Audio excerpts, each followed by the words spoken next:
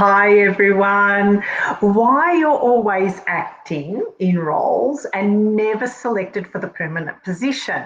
There are 6 key reasons you're not moving on from acting roles. These reasons are holding you back and have been holding you back for some time. Deep down, you know it's one or more of these things that I'm going to be talking about today, and you're ready to listen to what they are and start taking action to rectify them. So thank you for joining me today live to hear what I have to say about this and how you can move on from only landing acting roles rather than senior public sector jobs that you want. So, hi everyone, I'm Athena. I'm the Get Notice coach. I'm a career coach and marketer for public servants seeking a 6-figure public sector promotion. And I'm also a career transition coach for public servants who want to or have to leave the sector for various reasons. So, welcome to my live broadcast today on why you're always in acting roles and never selected for the permanent position. So before I start today, though, I'd like to do an acknowledgement of country. So in the spirit of reconciliation, I acknowledge our traditional custodians of country throughout Australia.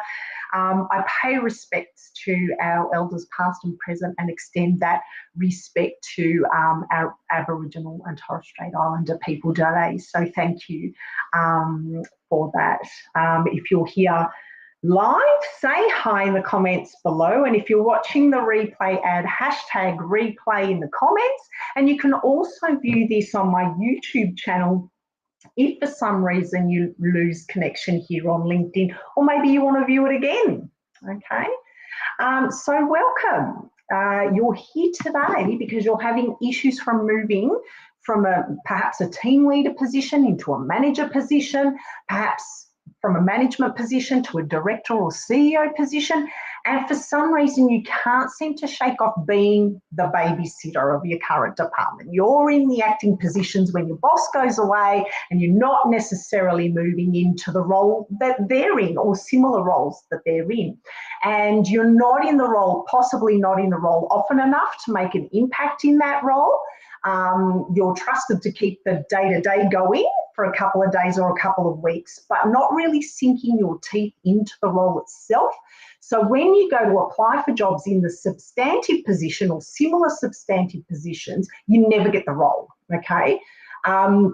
Alternatively, it could be because you do have the experience, but you're always being overlooked and undervalued, and you're stumped as to what that could be and what's stopping you from moving into that next level role. So, and that you're really, really seeking. And sometimes it's, you know, you want that really high level role where you can make a difference, possibly even before you end your career in the sector.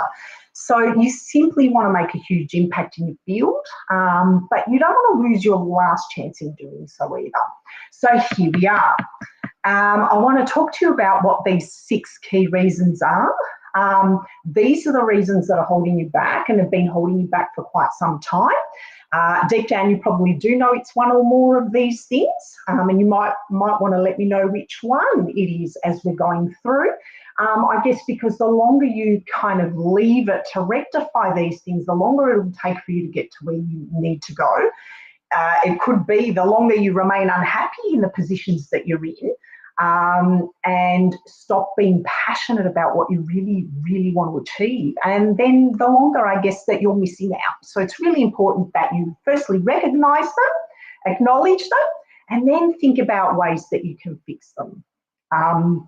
So these are the 6 things that I perceive in the people that often come to me when they're in this situation. So the first thing is sometimes we're not confident enough. And I was actually talking to somebody about this morning. They're really confident that they would be good in the role, but they're not confident perhaps when they get to an interview. For some reason, their documents seem to be fantastic, but when they get to the interview, they're having a really hard time showing the difference between, you know, them doing the day-to-day, going and doing the acting type roles and actually going into substantive roles, and they're not quite sure how to translate what they've done before into an interview environment. And what I was saying to this person was, if you can land an interview, then what you have put down on paper has obviously been enough for them to want to talk to you. But there's a disconnect between what you've submitted and what you say when you're in the interview. And often that boils down to confidence in terms of whether you can actually do the role substantively rather than in an acting position. And it may be that you haven't felt like you've had enough experience, but you know your area really well, but you're just not sure how to do that. And that lack of confidence stops you from moving from an acting role into a more substantive role because you're not sure how to actually talk to that. The other reason you might not be, the second reason might be, is that you are being considered like the babysitter. You're only being asked to do that role on a day-to-day for, just to fill in. You're not being given actual responsibility. So again, that's where your confidence comes in, and then you're not feeling confident to explain what you can do in that acting role that actually meets the criteria. Okay, and the problem with always being like the babysitter rather than the person actually making decisions in that role, and this moves into the third reason as well, is that you're not actually clear about your own vision for the department. And it's hard to do that when you're in an acting role and you're actually fulfilling somebody else's vision. Okay, the problem with a short-term acting role, if you're not trying to position yourself, even in those 2 weeks, as someone that has a vision about something for your department, is that you're just fulfilling somebody else's vision when you're babysitting. You're just doing whatever you need to do to get through those 2 weeks until your manager gets back. But when you're in an acting position where you actually get the opportunity to voice what you're about and some of the things that you can do in that area, it's hard to then move on into a permanent position, because if you don't know what your own vision is for when you get into a role like that, it's very hard for the organisation who's employing to want to, for whatever their vision is. Okay, so you have to be very clear on your vision. So that's the third thing. The fourth thing is that you're not visible enough. Okay, so it may be that your manager doesn't realise that you're wanting a role just like theirs. It might be that you're not getting yourself in front of the audience you need to get in front of to land that next level role. Maybe people don't know what your expertise is, so therefore they just think you're a, jack of all trades, master of none. So you need to be very visible and very clear about who you are and what you offer. Okay. The fifth key reason you're always in acting and not necessarily permanent is that they don't believe you. They don't believe that you can do the permanent role. They don't trust that you can do it. And again, that's going back to the difference between looking after the department for a couple of days or a couple of weeks compared with, say, you had a 6-month acting role. That will give you more opportunity to showcase what you really can do. It will help you to showcase your vision. It will help you to become more visible to the right people. And it also means that they'll be able to trust and believe that you can do the role because you've done it for long enough to show them what you really can do. The other thing as well is that, as I said earlier, there is a disconnect between what you promote in your documents when you apply as opposed to when you're in an interview. If they don't trust you can do the role, you are not getting the role. So that you need to work on how they're going to believe you in that process so that you do get the role. The sixth thing, and this is something that can either work for or against some people depending on how they tackle it, but the sixth thing could be that you have been there for too long. Okay, if you've been in your department for a very long time and you're seen as just somebody that's part of the department, you fill in, you just do your work, but not really making an impact in that 3, 4, 5 years that you've been there, and you're just doing your day-to-day, you've been there too long and they're not taking you seriously. It may be that you need to showcase that you're not stale. Okay, because the problem with staying somewhere too long is that people think you're stale, that you're not innovative, that maybe you haven't contributed in the way that they would have liked to have seen. And it's only when you realise you want to move on that you do something about that. But then it's not that it's too late, it just means you have to work on that moving forward.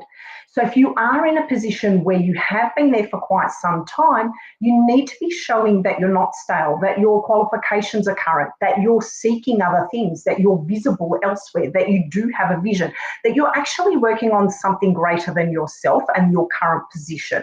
So you need to remember that being somewhere for too long doesn't automatically guarantee that you're going to get the management or the director position. What matters is what you stand for, whether it's actually part about, you being clear on your vision and it matching the department and who they're actually really looking for. Okay. So they're the 6 things that are stopping you from landing that permanent 6-figure public sector role that you want. And if no one's noticing you, then you still have some work to do, even though you might not think that you don't. The first step is actually acknowledging that you have an issue, okay? There will be a gap between you in your current situation and where you're wanting to go.